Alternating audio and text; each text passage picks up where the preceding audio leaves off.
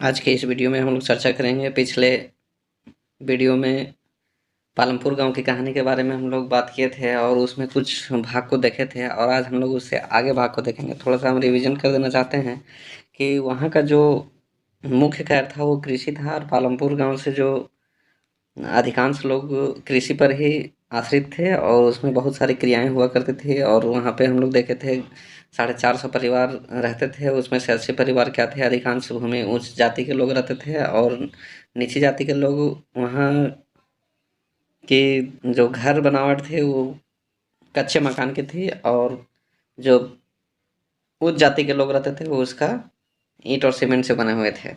अधिकांश लोग कृषि पर ही आधारित थे, और इसमें हम लोग आज देखेंगे उत्पादन का संगठन भी हम लोग कल उसमें देख लिए थे, और आज हम लोग आगे चलेंगे। इसमें भूमि स्थिर है उसमें हम लोग देख लिए थे कि कार्यशील पूंजी किसको कहते हैं, मानव पूंजी किसको कहते हैं, वो भी हम लोग देख लिए थे। आज हम लोग देखेंगे पालमपुर गांव की जो किस प्रकार से खेती की जाती थी, भूमि स्थिर थी। पालमपुर में जो है खेती उत्पादन की प्रमुख क्रिया, ये तो हम लोग पहले भी देख लिए थे। और हम लोग पहला में अगर पालमपुर गांव की अगर कहानी की बात करें, तो पालमपुर गांव की कहानी जो है वो मुख्य क्रिया, प्रमुख क्रिया जो है वो खेती पर ही निर्भर था। ठीक है, काम करने में 75% लोग जो है उसी खेती पर ही निर्भर थे। उसकी जीविका जीविकोपार्जन करने के लिए 75% लोग पालमपुर गांव की आश्रित थे।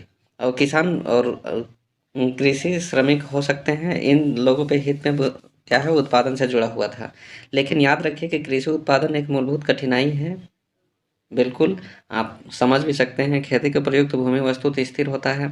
उसमें जितना भी क्षेत्र होता है वो क्या होता है, स्थिर होता है, ना ही वो बढ़ता है ना ही घटता है। इसमें पालमपुर गांव में वर्ष 1960 में आज तक की जुताई का भूमि जो है वो कोई विस्तार नहीं हुआ है। जिस प्रकार से पहले खेती हुआ करती थी उस तरह से अभी भी खेती होती है, और ना ही उसका आगे बढ़ा हुआ है।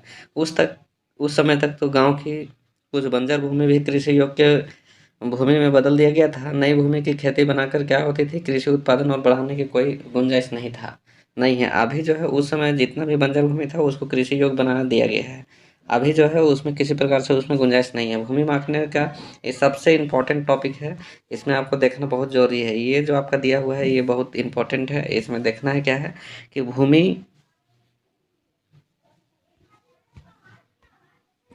इसमें भूमि मापने का जो इकाई है वो सब क्या है, हेक्टेयर माना जाता है।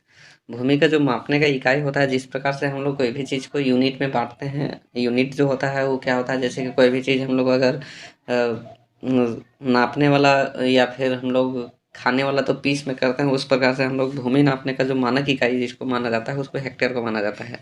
और गांव में अधिकतर क्या होता है कि भूमि को मापने के लिए बीघा और गुंठा का प्रयोग करते हैं। क्षेत्र इकाई में भी किया जाता है, और इसमें क्या किया जाता है, 1 हेक्टेयर में जो होता है वो 100 मीटर का भुजा का स्क्वायर होता है। आप लोग गणित में पढ़े होंगे कि भुजा का वर्ग का भुजा जो होता है, यानी वर्ग का जो क्षेत्रफल होता है वो भुजा का स्क्वायर होता है।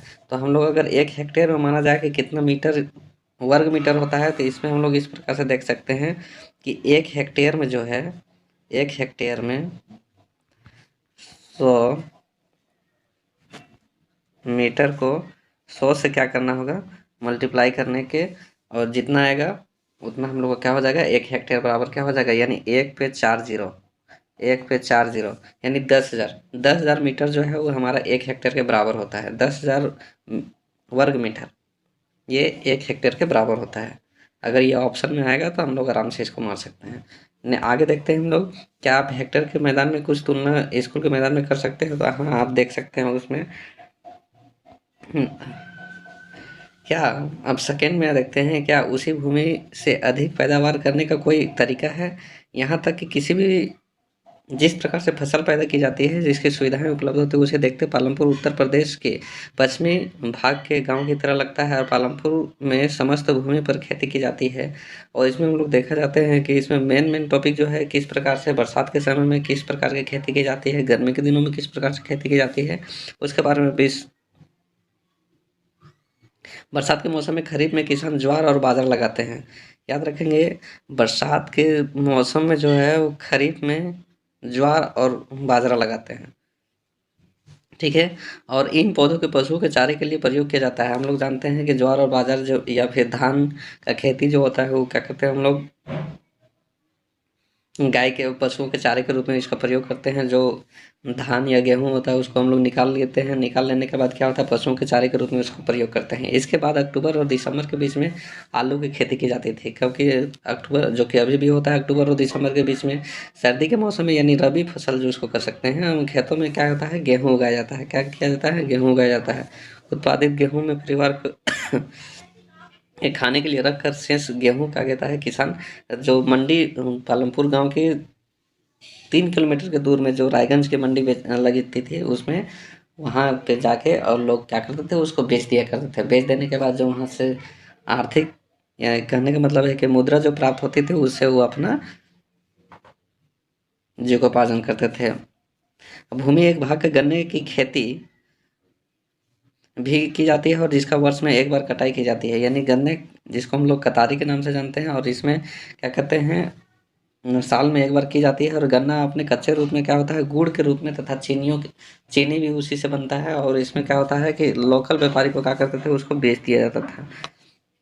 लोकल लोकल बेचारी यानी गुड़ के रूप में शाहपुर के बेचारी कहाँ के थे, उसके शाहपुर के व्यापारी को क्या करते थे बेचा जाता था। पालमपुर में एक वर्ष के किसान 3 अलग-अलग फसलें पैदा हुआ करते थे और क्या करते थे, क्योंकि यहाँ सिंचाई का एक क्या है सुविकसित व्यवस्था थी। पालमपुर में बिजली जल्दी ही आ गई थी और इसका मुख्य प्रभाव पड़ा था कि सिंचाई की पद्धति बदल गई थी। आप अगर पहले के मेथड में देखा जाए कि खेती का किस प्रकार से की जाती थी और अभी किस प्रकार से, जिस समय जिस गाँव में बिजली नहीं हुआ करता था उस समय खेती का बहुत ज़्यादा परेशानी हुआ करता था उस समय करने के लिए। अभी तरह-तरह के मशीनें आ गई है, तरह-तरह के इक्विपमेंट आ गए हैं जो कि जिसके कारण से क्या होती है कि आराम से खेती करने में दिक्कत नहीं होता है ज़्यादा। सिंचाई में बदल गई और जब तक कि कुआँ किसानों के रहट में निकाल कर छोटे-छोटे खेतों में सिंचाई के लिए करते थे और लोगों ने देखा कि बिजली के चलने वाले नलकूपों को ज़्यादा प्रभावशाली ढंग से अधिक क्षेत्र में क्या होती है इसका प्रयोग किया जाने लगा था और सिंचाई में की जाती थी। प्रारंभ में नलकूप सरकार द्वारा लगाए गए थे। प्रारंभ में जो जब खेती की जाती थी या फिर जब गाँव का निर्माण हुआ तो उस समय उसके कुछ दिन बाद नलकूप जो है सरकार के द्वारा लगाया गया था। पर जल्द ही किसानों को निजी नलकूप लगाने का प्रारंभ कर दिया था। जैसे ही बिजली पहुँचने के बाद क्या हुआ कि निजी यानी अपना नलकूप लगाने का प्रारंभ कर दिया था। परिणाम स्वरूप 1970 ये हम लोग देख रहे थे 1960 के दशक में से अभी तक। और 1970 के दशक में क्या होती है मध्य में क्या होता है 2 हेक्टेयर से पूरे जूते हुए क्षेत्र की सिंचाई होने लगी। उस समय कुछ भाग में खेती हुआ करता था। अभी क्या हुआ जब बिजली आने के बाद 1970 के दशक में 200 हेक्टेयर में पूरी तरह से क्या हुआ कि उसमें सिंचाई होने लगी थी। आदमी का इक्विपमेंट आया, मशीनें आई, बिजली आए और तरह-तरह की व्यवस्था होने लगी तो किसान लोग काम करना स्टार्ट कर दिए थे। भारत में सभी गाँव में ऐसी उच्च स्तर की सिंचाई व्यवस्था नहीं है और अभी भी नहीं है। नदियाँ, मैदानों के अतिरिक्त हमारे देश में तटीय क्षेत्रों की अधिक सिंचाई होती है और नदी के किनारे, नदी के मैदान में जो होता है, नदी है बगल में और उसके बगल में क्या होती है अगर खेती है, खेत है और मैदान क्षेत्र है तो उसमें हम लोग ज़्यादातर क्योंकि सबसे बड़ी चीज़ होता है किसान जब किसी फसल को लगाते हैं तो उसमें पानी का पूरा होना सबसे बड़ा एक इम्पोर्टेंट पार्ट माना जाता है।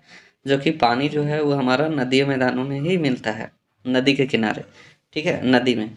और इसके विपरीत क्या होता है पठारी क्षेत्रों जैसे दक्षिणी पठार में सिंचाई कम होती है और देश में आज भी कुल कृषि क्षेत्र के 40% में भी कम क्षेत्र में ही सिंचाई होती है। शेष क्षेत्र में क्या होती है मुख्यतः वर्षा पर निर्भर करती है। यानी कहने का मतलब है कि देश में आज भी कृषि क्षेत्र जो है वो 40% से कम जो है वो साल भर की सिंचाई होती है और शेष कहने का मतलब है कि खेती मुख्यतः जो है वो हमारे भारत में वर्षा पर ज़्यादा निर्भर करती है।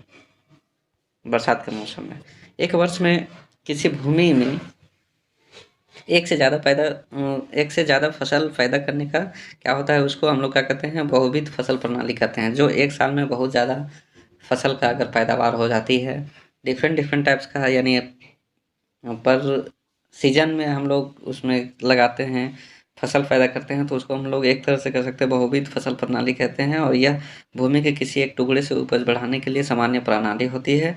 पालमपुर पालमपुर में सभी किसान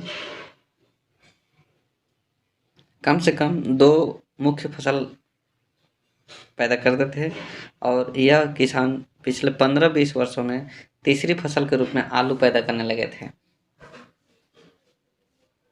सबसे पहले वहाँ जो है वो गेहूँ और बाजरा और गन्ना की खेती की जाती थी, जो साल में गन्ना की खेती की जाती थी और सबसे पहले तो गेहूँ और बाजरा का खेती हुआ करता था। उसके बाद साल भर के फसल में तीसरी फसल के रूप में हम लोग आलू को उसमें जाने लगा था।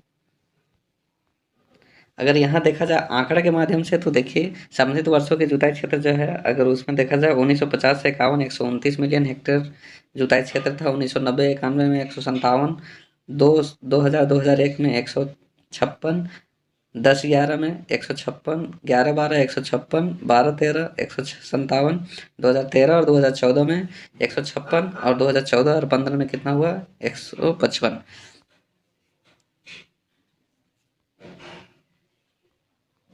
आपने देखा कि एक जमीन के टुकड़े उत्पादन बढ़ाने के लिए एक तरीका बहुविध क्या है फसल प्रणाली के रूप में प्रयोग किया गया है। दूसरा तरीका अधिक उपज की खेती के आधुनिक कृषि की विधियों में प्रयोग करना है और उपज के लिए भूमि के किसी टुकड़े की अभी क्या हुआ है कि रासायनिक खाद के अकॉर्डिंग से रासायनिक खाद के द्वारा क्या होता है कि विभिन्न तरह के फसलें बहुत जल्दी ही हो जाती है जिसके कारण से सालों भर खेती करने में किसी प्रकार का परेशानी नहीं होता है। मौसम में पैदा की गई क्या होती है गई फसल के रूप में मापा जाता है। 1960 के दशक में मध्य तक खेती के प्रारंभिक बीजों का प्रयोग जो है किया जाता था जिनकी उपज अपेक्षाकृत कम थी। परंपरागत बीजों की कम सिंचाई की आवश्यकता होती थी और किसान उर्वरकों के रूप में गाय के गोबर और दूसरी प्राकृतिक खाद का प्रयोग करते थे और यह सब किसानों के पास तत्काल ही उपलब्ध थे, इनको खरीदना नहीं पड़ता था। किसानों के पास गाय थी, रासायनिक उर्वरक प्राकृतिक खाद खुद भी बना लेते थे जिस प्रकार से जलाने के बाद या फिर और किसी किसी तरह से केमिकल्स का प्रयोग यानी प्राकृतिक खाद सड़ा हुआ और इसमें खरीदना नहीं पड़ता था। 1960 के दशक में अंत में हरित क्रांति ने भारतीय किसानों को अधिक उपज वाले बीज यानी HYV के द्वारा गेहूं और चावल की खेती करने के तरीका सिखाए गए थे। जब 1960 में हमारे भारत में हरित क्रांति का लहर चला तो उस समय किस प्रकार से खेती को बढ़ाने के लिए उत्पादन बढ़ाने के लिए खेती में गेहूं और चावल की खेती करने के लिए तरीके सिखाए जाने लगे थे। परंपरागत बीजों की तुलना में HYV बीजों से एक ही पौधे से ज़्यादा मात्रा में अनाज पैदा होने की आशा थी। इसके परिणाम स्वरूप जमीन में के जुड़े जमीन के उसी टुकड़े में क्या होती थी पहले ही अपेक्षा कई अधिक अनाज के पैदा होने लगे थे। अगर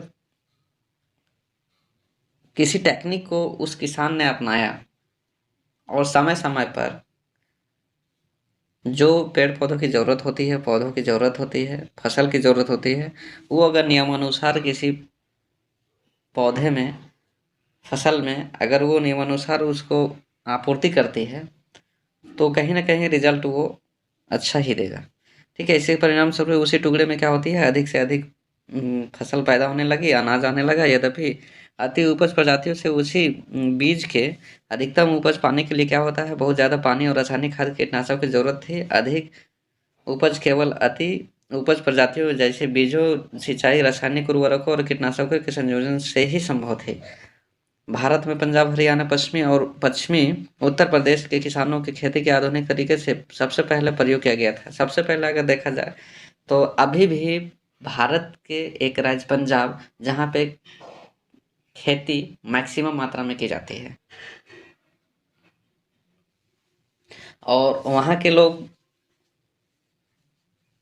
उस समय और अभी भी नए नए तरीका का खोज करते हैं जिसको हम लोग एक तरह से कह सकते हैं R&D का प्रयोग बहुत ज़्यादा तेज करते हैं। वहाँ पे R&D कहने का मतलब है रिसर्च एंड डेवलपमेंट और वहाँ पे आधुनिक तरीके के प्रयोग किए जाने लगे। इन क्षेत्रों में किसानों ने खेती की सिंचाई के लिए क्या हुआ नलकूप और HYV बीजों, रासायनिक उर्वरकों और कीटनाशकों का प्रयोग किया जाने लगा था। उनमें से कुछ ने ट्रैक्टर की फसल और गहाने के मशीन खरीदे और जिनकी जुताई और कटाई के लिए काम तेज कर दिया गया था, जिसमें से क्या हुए, उनमें से गेहूं का ज़्यादा पैदावार प्राप्त हो गई थी उस समय। पालमपुर में परंपरागत बीजों में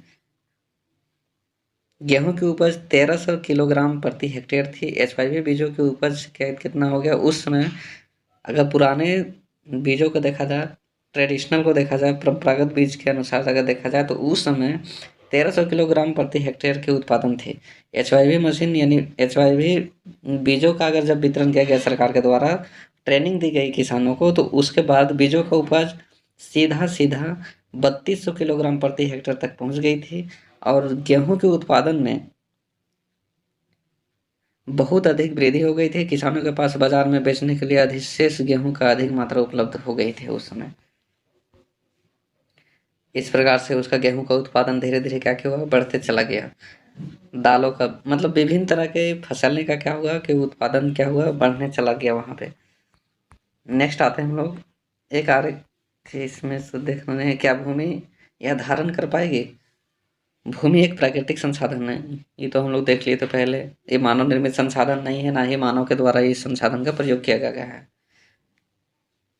प्राकृतिक संसाधन है, इसमें मानव उस पे क्या होती है, निर्भर होती है। अतः इसका सावधानीपूर्वक प्रयोग करने की जरूरत होती है। वैज्ञानिक रिपोर्ट के संकेत मिलता है कि खेती के आधुनिक कृषि विधियों ने प्राकृतिक संसाधन के आधार पर अधिक उपयोग किया गया है। अनेक क्षेत्रों में हरित क्रांति के कारण उर्वरकों के अधिक प्रयोग से मिट्टी की उर्वरता कम हो गई है और इसमें रासायनिक रासायनिक खाद जिस प्रकार से पड़ने लगी, तो उस समय से क्या हुआ, मिट्टी का उपज धीरे धीरे कम होता चला गया और अधिक प्रयोग होने से उर्वरता कम होने लगी और फसल अधिक इसके अतिरिक्त नलकूपों की सिंचाई के कारण क्या हुआ, भूमि जल के सतत प्रयोग के भौम जल का स्तर कम हो गया था और मिट्टी की उर्वरता, भौम जैसे जल पर्यावरणीय संसाधन कई वर्षों से बनते हैं और इसमें एक बार नष्ट होने के बाद इसमें पुनर्जीवित करना बहुत कठिन होता है। कृषि के भावी विकास सुनिश्चित करने के लिए हमें पर्यावरण की देखभाल करनी आवश्यक है। पर्यावरण हमारा शुद्ध रहेगा तो कृषि भी शुद्ध होगा और हमारा विकास भी होगा। इसमें कुछ आंकड़े को हम प्रदर्शित करते हैं, इसके माध्यम से आप देख सकते हैं यहाँ पे अधिक उपज वाले बीज जो है, उर्वरक मिलने लगे थे, कीटनाशक की दवाइयाँ होती थी, तरह तरह के जुताई और कटिंग करने की मशीनें, नहर के बगल में सिंचाई, बिजली आ गई थी, बांध हो गई थी, पंप सेट हो गया था पर। तो स्वाभाविक है कि कृषि में फसल का उत्पादन क्या हुआ, धीरे धीरे उसका बढ़ती चली गई थी। आज के इस सेशन में आज यहीं तक। नेक्स्ट हम लोग आगे देखेंगे पालमपुर के किसानों की भूमि किस प्रकार से वितरित थी, किस प्रकार से वो खेती करते थे, उसके बारे में देखेंगे। तब तक के लिए टेक केयर, जय हिंद।